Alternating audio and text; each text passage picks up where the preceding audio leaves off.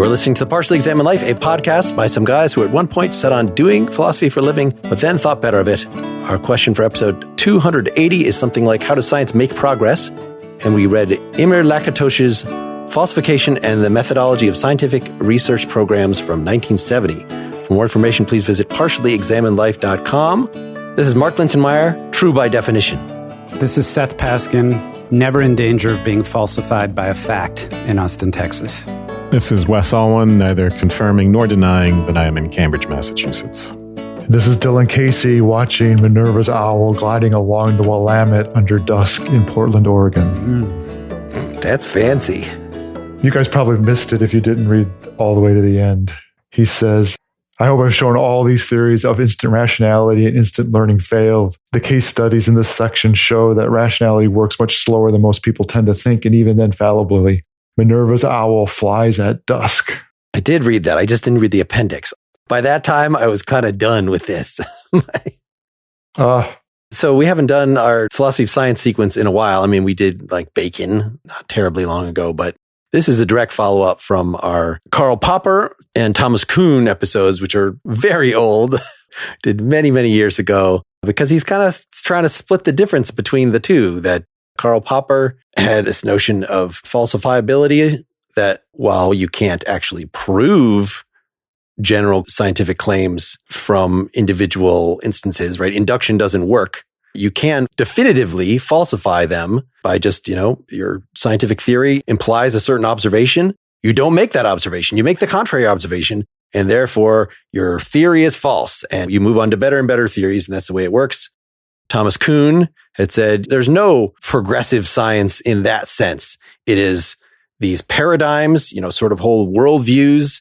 And if you're an adherent of one paradigm and there's counter evidence, you don't just throw away your paradigm. No, you cling to your paradigm. But eventually, enough counter evidence, enough problems with the paradigm, enough anomalies build up that maybe not you, the believer in that paradigm, but other scientists who are open to other ideas. Basically, the believers in the old paradigm mostly die off, but there's some sort of revolution, religious conversion. There's some change in fashion that makes the new paradigm finally take over the old one.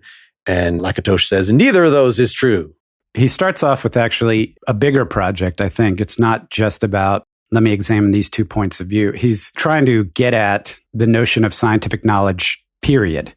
So he mentions, for example, the positivists, and he's got a lot of ists and isms in here that I kind of glossed over. But, it's really the bigger question of how can we be sure of our scientific knowledge? How can we ground it? It's the same project that the rationalists have had for hundreds and hundreds of years of how can we put together, an epistemological framework where we can say for sure that the scientific knowledge that we have is valid and grounded and that we can trust it. And of course, the project for a long time was to try and do that from within the system.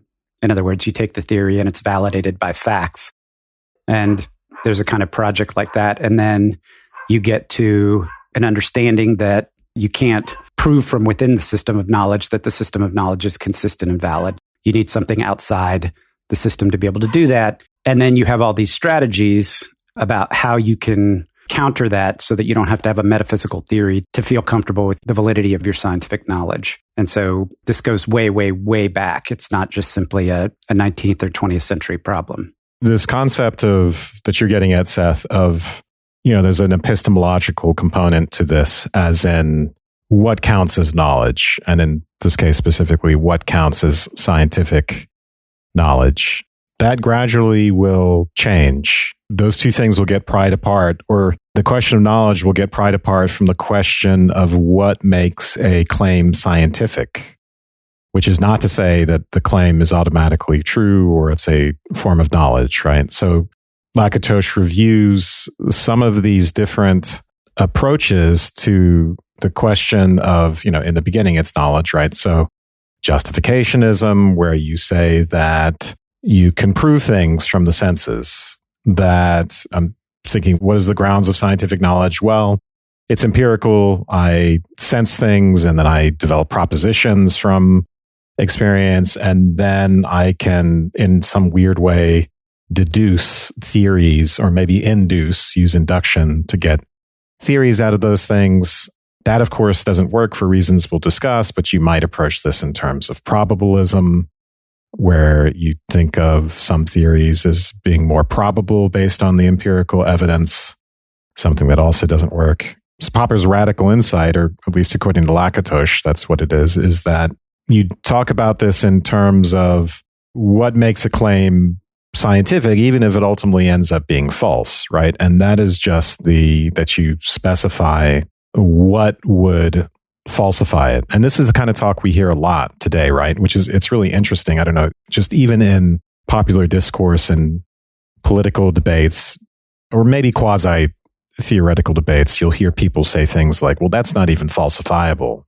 That's nonsense. That's been a very influential idea. And one of the principal value of this reading is just how meticulously Lakatos shows the weaknesses of Popper's falsificationism, even as he considers himself within the tradition of Popper and developing a more sophisticated variation on falsificationism. But that what he calls a naive view, that'll turn out not to work at all. Science just doesn't work like that. As Mark said, it's not just that we have these bold conjectures and then it's Newtonian mechanics one day, and then we find out something doesn't fit with it, and then suddenly, Newtonian mechanics is refuted, and now we're on to general relativity. No. Part of that is that so much of falsificationism rests on crucial experiment ideas, and that there's sort of a silver bullet solution to showing a theory's wrong. And Lakatos goes through pretty, as you said, meticulously showing how that isn't how it works, and then also providing, apropos of his own account, his own way of talking about science, providing an alternate theory, an alternate account for how science actually works. And that both answers the problem of its dynamic nature, that theories change, as well as its entrenched nature, that it takes a long time for things to change, and its messiness. And then all the while maintaining, at least from Lakatos' account, maintaining its rationality. I think that Seth's absolutely right. He's fighting a fight that's been around for a long time. He frames it as the demarcation between science and pseudoscience, which he points as having, vital social and political relevance.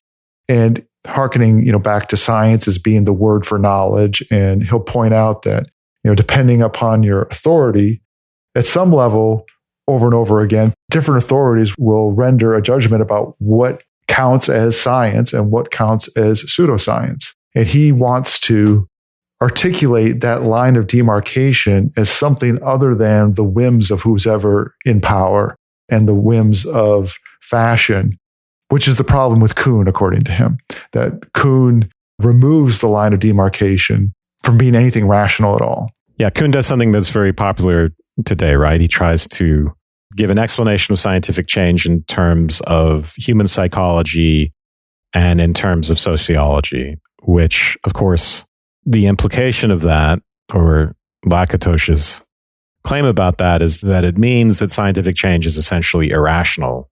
We reduce it to these external explanations when there really is an internal logic to discovery, just like Popper thought. There are really rational reasons why we advance from one theory to another. It's not random, obviously, and we should be able to figure that out, how that happens. And Lakatos is in that way trying to save science itself, and there's a long history of trying to save science as a way of providing us understanding of the world, knowledge about the world, by framing the ambition in the right way and by framing the process, an account of the process in the right way. Rational, the progress between different scientific viewpoints, but it is not rational in the way that we're going to get massive intersubjective agreement about it. It's a rationality that it makes the history of science look rational. They're like, and in fact, very importantly, part of the process of doing science is constantly re-narrating the history of science. And you have both, I'll call it good and bad things. You have to constantly keep that history in mind and reframe it in a way that accounts for it. But you also end up emphasizing or not emphasizing certain things. So part of the activity of science, when you say you get down a wrong path, where you'll have brought a whole bunch of different anomalies into focus, you've made your account for it, that's part of the intrinsic activity of science. And you could frequently point to times where it went astray. And a new rival theory will successfully account for why those anomalies were accounted for wrongly in the past. There's this recapitulation. And in fact, the way Lakatos talks about it, it makes it clear why, every introductory physics book starts with explaining how the whole history of science has led to physics now. Every single one of them does it. Democritus said back in, as if it's a single line of thought. But I think Mark's way of saying that that's the way the rationality is working. You're articulating, you're rationalizing, not in a negative way, but in a way to say how the account works all the way back. What looks irrational in the actual history of scientific development is, for instance, the fact that theories are tenacious.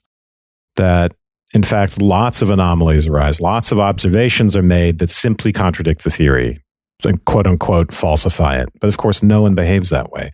That's what looks irrational in Popperian terms. You get all this counter evidence and people say, so what? They're not really saying so what.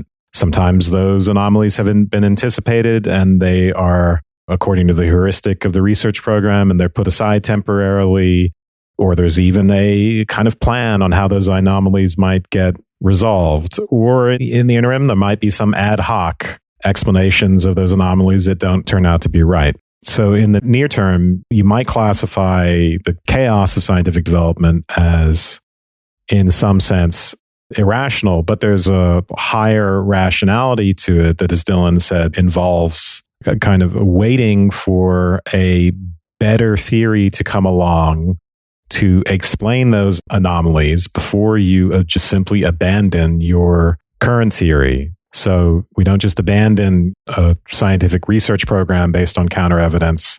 We work on a different theory or maybe a new iteration of the current theory, something that can explain all the content of the current theory. So for instance, general relativity, right, can account for everything that happens in Newtonian mechanics, but it can also account for anomalies that Newtonian mechanics could not account for, like the perihelion of Mercury. And it can predict lots of new stuff that ends up getting corroborated. So this concept of predictive power, in a way, that's like one of the key phrases in this reading. He doesn't use the phrase predictive power specifically, but it's the kind of thing you'll hear philosophers talk a lot about today. And I think it's influenced by Lakatos, explanatory value or predictive value. That's in a way how we assess the scientificness of a theory or the value of a scientific theory. Its capacity to, the way Lakatos puts it, is to produce new empirical content or to be empirically progressive, but basically to make predictions. Yeah, specifically in his mind, there's just so much to unpack. This was a really rich reading. And unlike Mark, I actually liked the examples towards the end because I thought they were really fun. They were freaking awesome. They were great. I think the key theme, so there's two I want to mention now so I don't forget. The first is he does what I think is a slam dunk refutation of the importance of the empirical aspect of scientific discovery, meaning this idea that we move from facts to theories or that facts somehow prove or disprove theories. He makes a convincing argument that, in fact, the empirical piece of it is relatively minor compared to the theoretical aspect, and the theoretical work can be completely divorced in some respects and in some examples from that. But more importantly, that what constitutes an important empirical fact at one point in time may become completely irrelevant later. And so we're constantly in a position of reinterpreting the empirical aspect of it through the theoretical and the progressive theoretical enterprise. So what I got out of that is the irony is Lakatos is in arguing against the irrational aspect of scientific paradigm development or whatever. He actually points out that there is an irrational element to science, which is its own retelling of its own story and its effacing of things that were important at one point in time and highlighting other things when it talks about the narrative to create the textbooks that you're talking about. Why is that irrational? It's irrational because it's literary. It's a story which does not, as he points out, does not accord with what actually happened. You'd never learn the history of science that way. I think we're interpreting rational differently, right?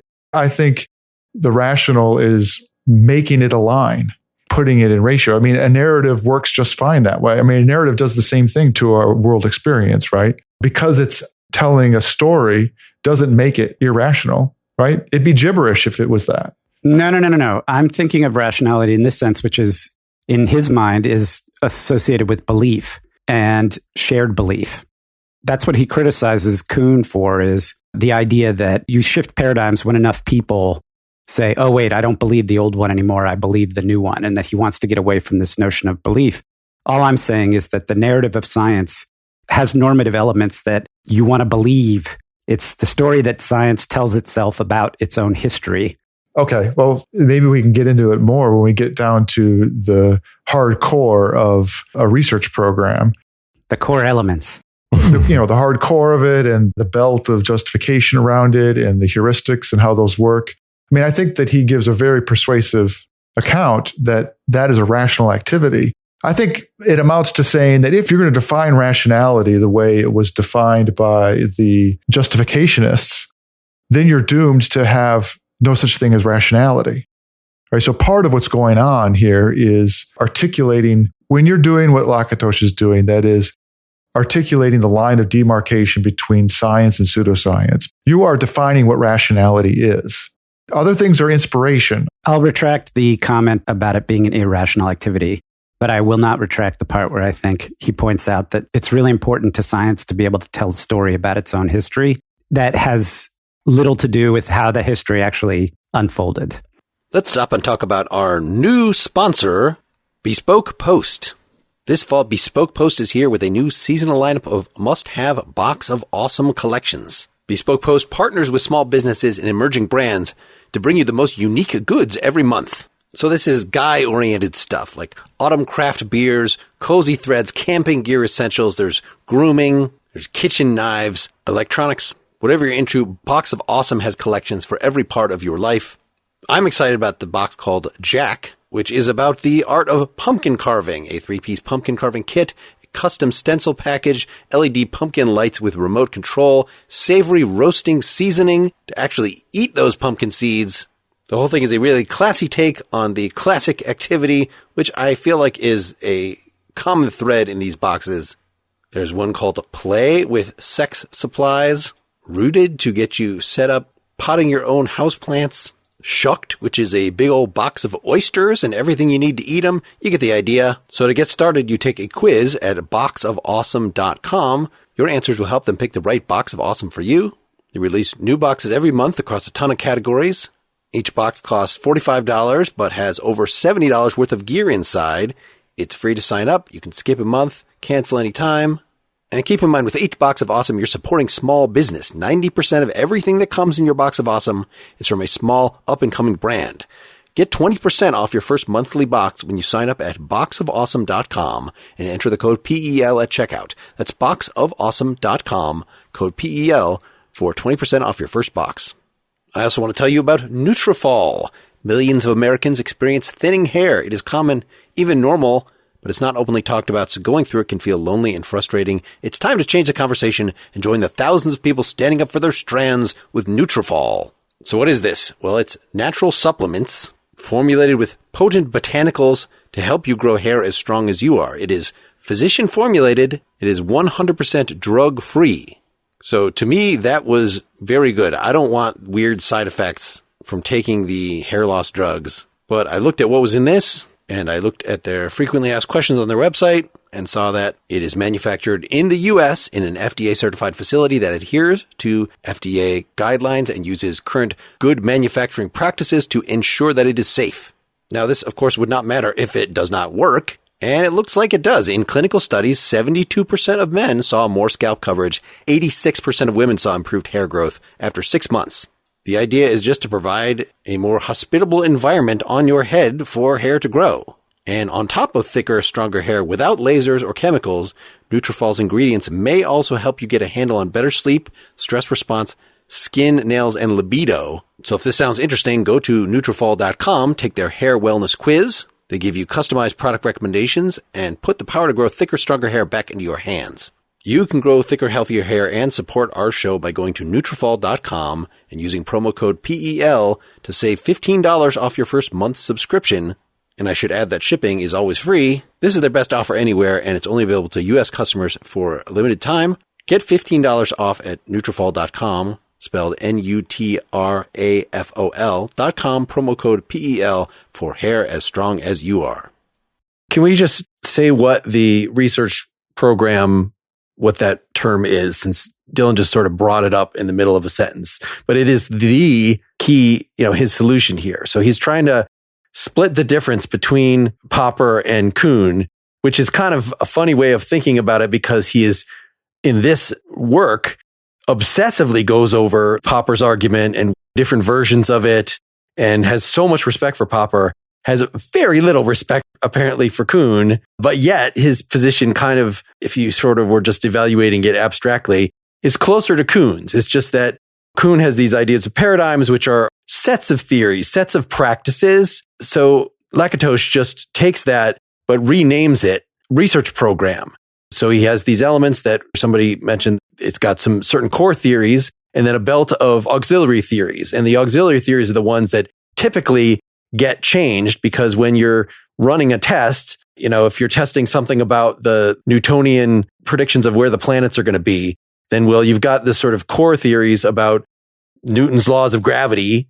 And then you've got the auxiliary theories of exactly how this is supposed to spin out. And the reason why Popper is wrong is because you could always say when some new thing, this planet is not orbiting the way it looks like it should, well, maybe there's something else going on. There's another planet that's attracting it. There's some other force that is pulling it off. So it's these sort of auxiliary hypotheses about what's going on that end up getting changed as opposed to the central, I'm just going to throw away Newtonian mechanics altogether. So we have this change-resistant thing that's like Kuhn's paradigm. It's just that, I think, as Dylan said, the defining characteristic of a progressive paradigm is it is predicting unexpected new observations come out of this.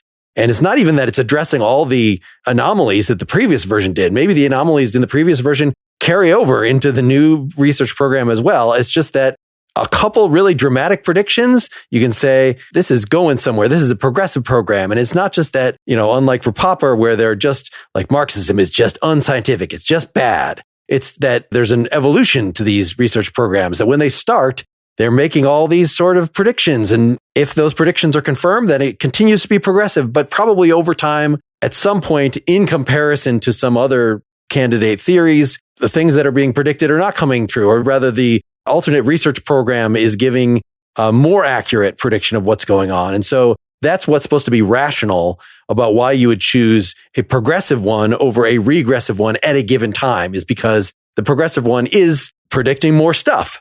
But that doesn't mean that anybody who's working in the regressive one is completely irrational by trying to turn that back progressive again, to, keep working on it. It comes down to some sort of judgment call that each person has to make based on their professional evaluation of the situation. Well, ultimately, it's not up to any one person, right? Over time, a certain theory or research program will just succeed. The old one will be degenerative. You won't be able to get any novel predictions out of it. It'll become increasingly ad hoc, and it'll be obvious to everyone after a while. In the beginning, not necessarily, but I think ultimately, Dylan, you're pointing to the fact that there's something rational, right, to the logic of scientific progress. I think Seth was just saying that, correct me if I'm wrong, Seth, but you're just pointing out that Lakatos thinks that people often give histories to this stuff which are not as messy as the real history, and they're irrational in that sense, right? The textbooks falsify the process to look more Popperian, to look more like, oh, we had a theory and then there was a dramatic experiment and the theory was refuted and we had a new theory. That I think Seth is right about, if that's what he was saying. So that's what I was saying. But the reason why I think it's important, just to point it out and then I'll drop it, is that it does a disservice to the description of what actually happens so that people can engage with it more and understand it more and perhaps actually actively understand when a competing progressive theory at what it's trying to do, and the examples we'll go over, we'll talk about that. That was the only point I had. I think it's a really good point. And in that way, the scientific, account tells about itself is almost always so clear and well articulated as to completely obliterate the messiness of the process along the way, much less obliterate the status of potential rival theories. It often presents more certainty than there was, or it's hard to evaluate the levels of certainty and uncertainty in the state of things. In that way, it just makes me feel like, especially for introductory scientific, like a physics textbook or something like that, it reads a lot more like a police procedural. You know what the end's going to be. They're going to catch the bad guy at the end. From the beginning, it's going to be all sort of tied up all the way through. And it's going to seem like it's a challenge, but no, actually, that's just a challenge that illustrates how awesome your original theory is, that kind of thing. When the details are a lot more interesting and harder to know, especially when you're in the middle of it. And I think his examples at the end, he just does an amazing job in terms of the presentation of the complications then in those examples, of early quantum mechanics and Newtonian mechanics. Before we start with the text, I guess I want to bring up the issue of what is he actually doing here? And I think what we've been arguing about in terms of, is this reconstruction of history rational or not? The other place that rationality seems to come in is there some way that scientists at the time, when they're doing something, is there some firm guide that can tell them this is not the research program to going with anymore? You should jump to that progressive one. And I think he thinks that is not the case. I think he thinks that's not the case. And I think that he thinks that no scientist thinks that's the case. And I think he's right. Right. So that is to say, what he's doing here is something about the history of science, about how we tell the story of the history of science to make it seem as rational as possible. And that is the way that he judges what's going to be a good philosophy of science, a good theory of a history of science. That if you take Kuhn's theory of the history of science, remember Kuhn himself was a historian of science. Like he was into exactly the same kind of stuff that Lakatos is in here. He's telling these stories, not about the thick of actually doing science himself. Compare the two pictures, Lakatos's versus Kuhn's. Kuhn's is just describing like just these spasmodic, unpredictable changes that it's sort of like the old people die off and the new people. I think that's a lot of what ends up happening. And there does not end up being a picture that we objectively, looking at this history, can say, oh, I can see that those later people, they were right to reject that earlier thing. And those people were right to reject the earlier thing. Like Lakatos is positing that out of a philosophy of science, what we want is to feel like, yes, there was actually reason and progress, and it's not just random bumbling around. But yet, knowing that as a historian is not going to be useful to scientists. And it sounds like you're not disturbed by that, Dylan, because you think that's not what philosophy of science is supposed to do? Actually give direction to scientists? I'm not sure. There's a couple of things that I just completely disagree with you about, but I'm trying to figure out what they are. So I just... I'm a little unclear, too, on what you're saying, Mark. But the idea is, yes, we can say some scientific theories are better, ultimately, and that they're in closer accord with the reality. He makes that very clear towards the end, that that's his position. This is not just sociology. We're not just explaining this in terms of human psychology and social history. What happens with scientific progress and investigation is ultimately tethered to the way that these theories are related to a mind-independent reality. So he calls what he's doing rational reconstruction. So we can discuss what that means at some point. So he's making the story neater than it really is as well. But I think he thinks he's doing that for the sake of just exposing the true logic of discovery that lies underneath some of the, more chaotic elements of what's going on. And he does it in a very convincing way. But yeah, we can look at each stage and say, yeah, Newton was in some sense wrong. Strictly speaking, Newtonian mechanics was false, but it's true for most circumstances, let's say. So you're hitting on, just parenthetically, probably the biggest thing that I felt like he left out, which is why there are numerous theories that we actively work on and leverage and use to figure out things about the world that, quote unquote, strictly speaking, are wrong, and the terms under which we hold those and what that sort of means. He doesn't engage in that. when you're done reading his paper, you feel like you'll have this kind of messy space in which there are multiple theories that are held, but they're all sort of vying to be king of the mountain, and that the rational progress would get you to have one king of the mountain. And that fact is complicated because, what do you do with the fact that we use Newtonian mechanics to fly satellites, right? We don't use general relativity, and we don't use quantum mechanics to do either of those things. Mm-hmm. And it's also, the transition between very, very small things in quantum mechanical level up to even normal size things, that transition of the theory is not well understood still.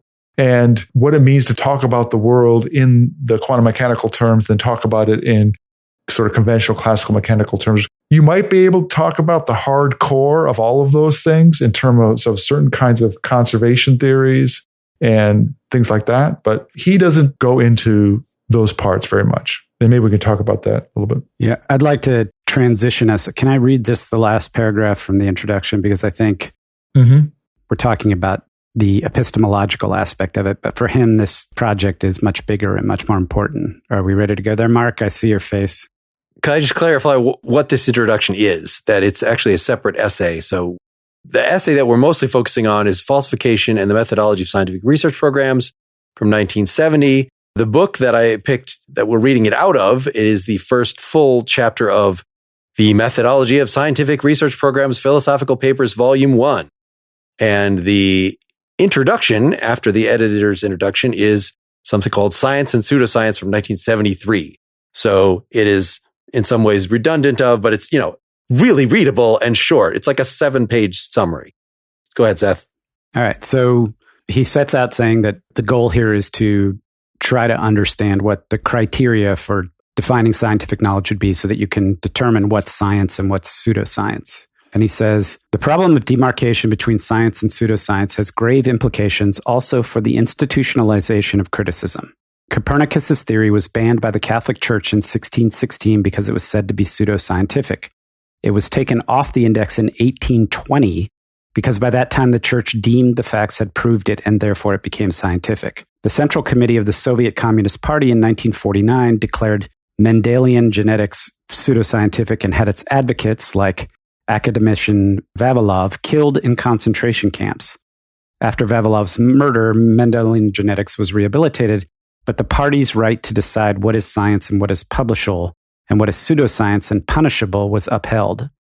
The new liberal establishment of the West also exercises the right to deny freedom of speech to what it regards as pseudoscience, as we have seen in the case of the debate concerning race and intelligence. All these judgments were inevitably based on some sort of demarcation criterion. This is why the problem of demarcation between science and pseudoscience is not a pseudo-problem of armchair philosophers. It has grave ethical and political implications.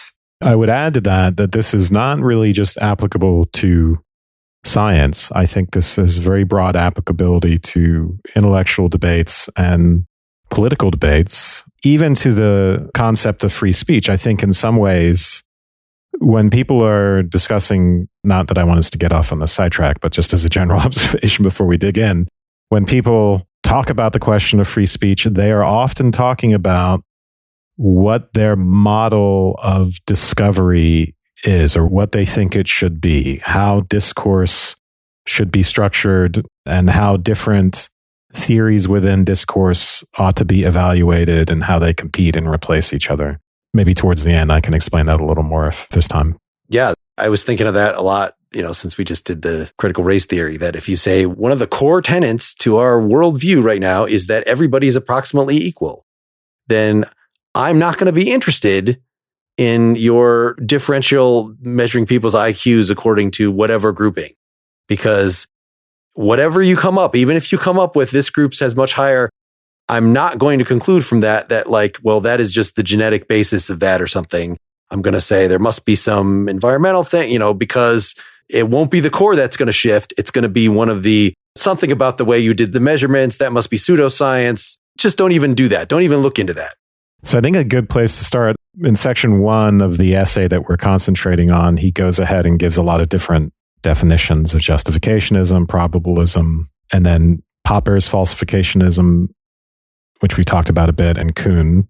But it's section 2 where we really get into the meat of his refutation. I don't know what you want to call it, but his critique of what he calls dogmatic or naturalistic falsification, which he sees as what he calls the weakest brand of justificationism. So I thought maybe getting at those three different, what he calls two, but really turn out to be three different false assumptions would be a good starting place. Although it sounds like, Mark, I think you're probably going to want to define justificationism now. Yeah, I mean, just that first step, because I think, this is something that came up in somebody's speech very, very early in this episode, was that Popper's first move that Lakatos discusses was to prove that you can never prove a statement based on an experience, right? He says it that baldly. And that sounds just absurd to most people. He says, this is a basic piece of logic, but escapes the notice of most people. Do you guys remember where this is? It is right near the beginning. The idea is that the concept of proof, it's about the relationship, a deductive relationship between axioms and conclusions. And what constitutes proof is a logical relation. So to call the relationship between sensory experience and statements proof, in a way, is just a category mistake. And it gets even worse, right, if we do induction. So it's simply not demonstratively the case that if we see enough white swans and we think, if we come up with the statement all swans are white, of course, there's no deductive power to that generalization. And very obviously, it can be easily falsified. So I think some of this has to do with the problem of induction from sensory experience. And then as we get further into his objections, we'll see that there's also the problem of the theory-ladenness of experience, which we've discussed a lot on this show, but that basically when you make observations, you're using equipment, even if it's your own eyes, but maybe it's also a telescope. There's kind of an observational theory that goes along with that. So we're never free of a theory. Mark, you were referring to his baldly saying that no experience can prove a theory. Yeah, this is page 15, and it is in the context of talking about that first form of falsificationism, dogmatic falsificationism. But I think it's supposed to follow from the reason that the justificationists, is that the kind that's before Popper? So there's justificationalism, probabilism, and then we get to Popper. So justificationism is the idea, right? Our scientific knowledge is things that we prove via the senses intellect, which I've called a category mistake. Probabilism just tries to fix that and say, well, it's just some theories are more probably true than others based on the evidence available to us, the empirical evidence available to us. And that's something that Popper was supposed to have rejected and showed was false. And I don't know that story, and that's not a story that Lakatos puts in here. It's too bad that we can't pause for that, because that seems really interesting, that all theories are equally improbable. Because that's something, I felt that was definitely a stage in my even belief in God kind of thing. Well, you can't prove that there's no God or that there is a God, but you could come up with probabilities. It seems unlikely that there's some sort of being in the sky, just... Right, we did a whole episode on that. Who's the author again? Mackey. But, strictly speaking, according to Popper, that's all hand-wavy bullshit. That you can't, for whatever reason that we can't spell out here. Yes, all theories are equally unprovable. All theories are equally improbable, equally probable. Yeah. You can't do the math. I mean, isn't the sketch of that goes back to the provability of fundamental axioms or the givens in a given theory, and that those have a status that is just not provable and doesn't land on a scale of probability. That's a good point. Yeah. Yeah. And the fact that they don't land on a scale of probability is directly related to them not being provable, because probability just makes it so that you've sort of stretched out the provability from being it's either yes or no into some sort of degree, but they're of that kind. But when West calls that a category mistake, I think that's exactly right. You've made a claim about the status of those givens in the theory that make them a kind of entity that they're not. They don't have a status of being probable or improbable, that you can't number them that way. So I want to pause here to talk about our sponsor, BetterHelp.com. That's HELP. When I'm not podcasting, I actually work in mental health, and I happen to be a therapist, and I know how hard it is for people to find a good therapist and what a difficult process that is, and then how hard it is for people to actually get to appointments in the middle of their day. BetterHelp.com is a site that will match you with a licensed professional counselor, someone that you can connect with in a safe and private online environment. One of the nice things about BetterHelp is that you can start communicating with a therapist quickly in under 48 hours. That is not typically the case if you're trying to find a therapist by calling numbers for providers listed on your health insurance website. You can schedule weekly video or phone sessions. You can also message your counselor anytime and get timely and thoughtful responses from them. The site is designed to help find a good therapeutic match, so it's easy and free to change counselors if needed. It's also more affordable than traditional offline counseling. Financial aid is available, and the service is available to clients worldwide. So if there's been something preventing you from achieving your goals or something interfering with your happiness, then go to betterhelp.com/partially. As a listener, you'll get 10% off your first month. Again, that's betterhelp.com/partially. That's betterhelp, HELP.com/partially. And finally, we'd like to talk to you about our sponsor, St. John's College. St. John's College is for undergraduate and graduate students who seek meaning in their lives, who ask hard questions of themselves and their world, and who dare to free their minds. In small, discussion-based classes, students grapple with fundamental questions that confront us as human beings and engage with influential works by some of the world's greatest writers and thinkers. From Homer, Plato, and Euclid to Nietzsche, Einstein, Woolf, and Baldwin. This strong commitment to collaborative inquiry and to the study of original texts makes St. John's College a particularly vibrant community of learning, where students participate in lively discussions and immerse themselves in translating, writing, demonstrating, conducting experiments, and analyzing musical compositions. Through this, they can learn to listen deeply and across perspectives, and to speak and reason with precision.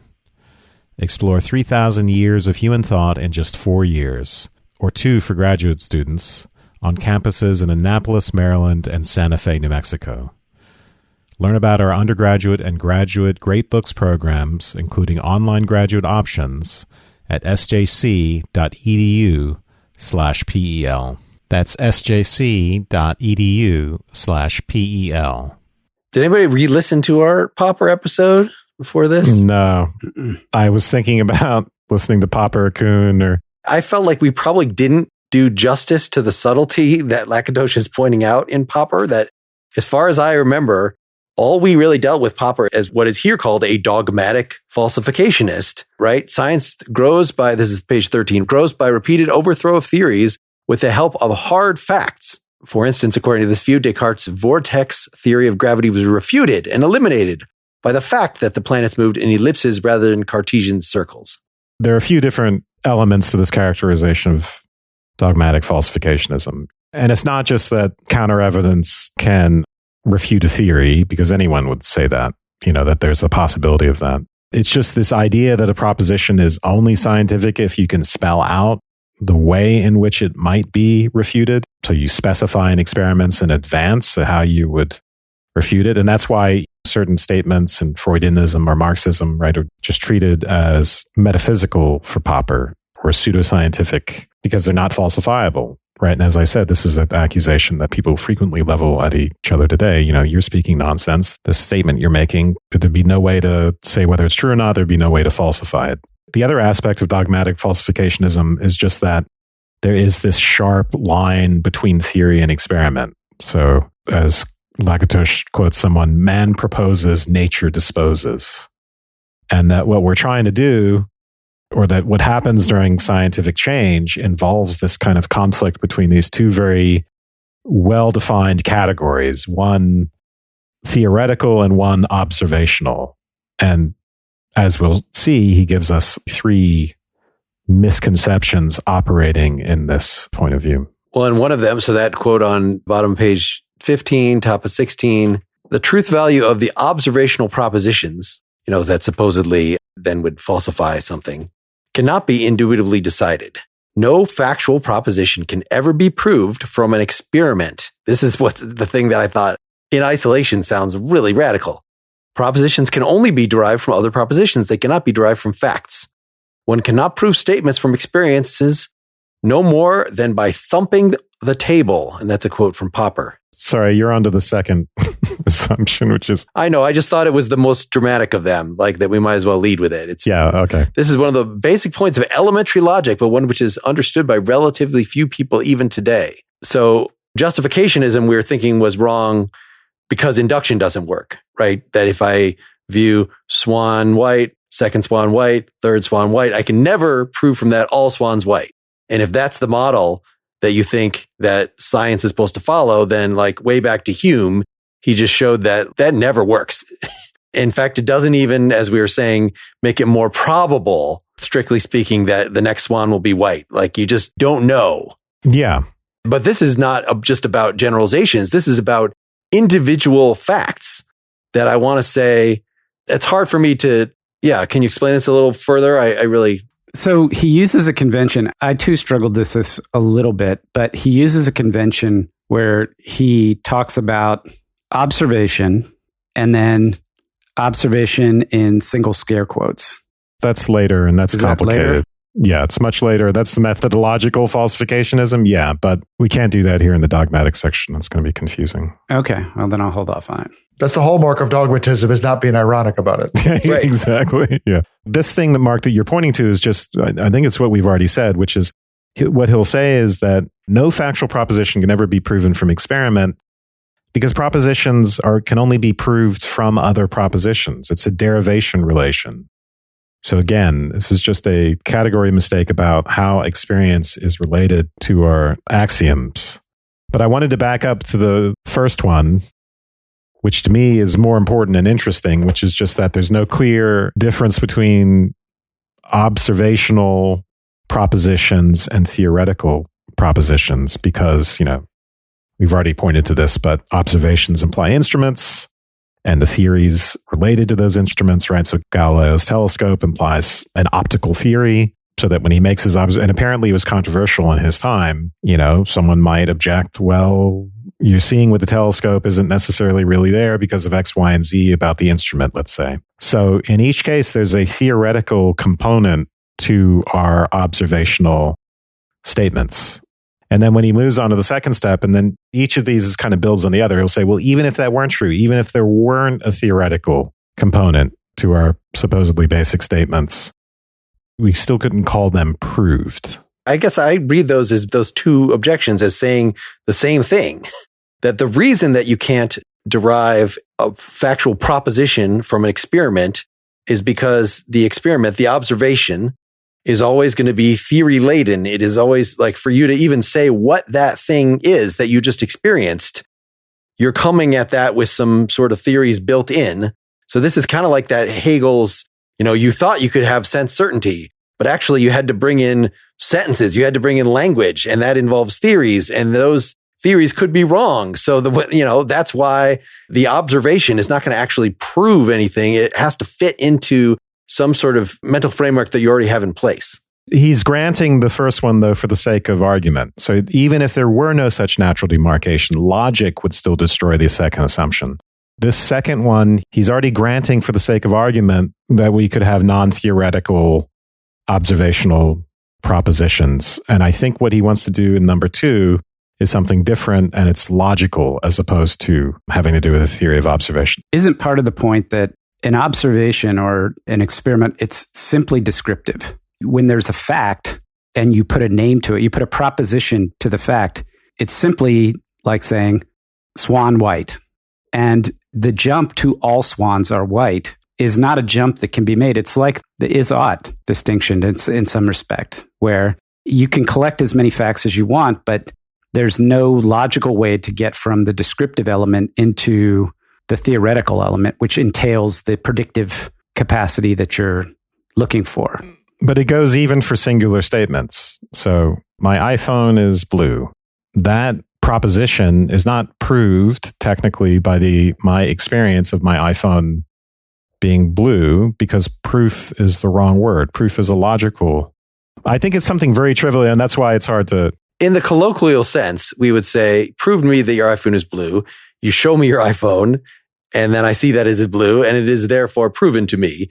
But what that is overlooking to me is just this, again, this theory-ladenness of there are other possible reasons why I could have that experience. I say, I'm asking you to prove something, and you actually do some sort of magic trick. So you don't actually have a blue iPhone there at all.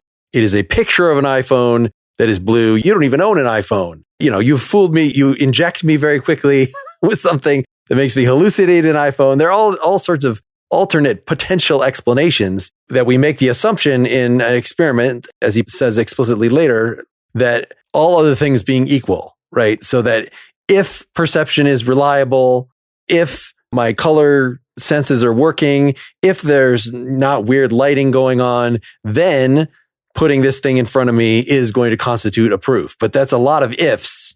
I don't think so. Sorry to keep disagreeing about this, but I don't think it would constitute a proof, even if you had what Lakatos called a well-confirmed ceteris paribus clause, meaning you'd controlled for all the variables. I still don't think that's proof, but it's hard to arbitrate this because he just gives us so little on what this means. I'm willing to grant the grammatic logical point, but when we're actually thinking about real situations and what would count as proof, as I was just describing, we have to admit, right, that there's a relationship between observations and claims. If we say there's an unbridgeable gap, it's like is and ought, then we could never argue for anything.